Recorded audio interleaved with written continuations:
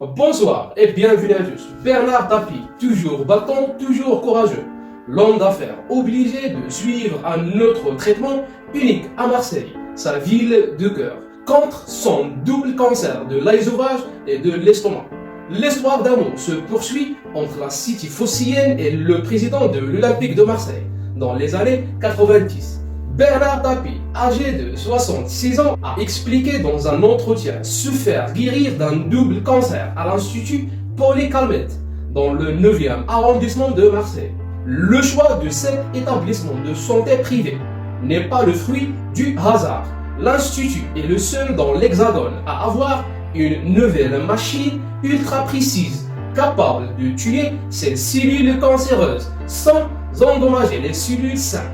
La chimiothérapie, très dure, peut affecter les cellules en santé en plus des cellules cancéreuses qu'elle subit depuis plusieurs mois pour tuer les métastases tumorales sur son œsophage et sa gorge.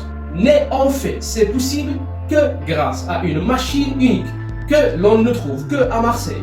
Quand le médecin de Bernard Tapie l'a dit que la seule en service était dans la city phocéenne, l'homme d'affaires fond en larmes. Qu'en fit-il? La cancérologue qui s'occupe du traitement de l'ancien président de l'Olympique de Marseille explique que la machine ultra précise dont va bénéficier l'ancien ministre de la ville, de François Mitterrand, est un appareil de radiothérapie associé à une imagerie par résonance magnétique.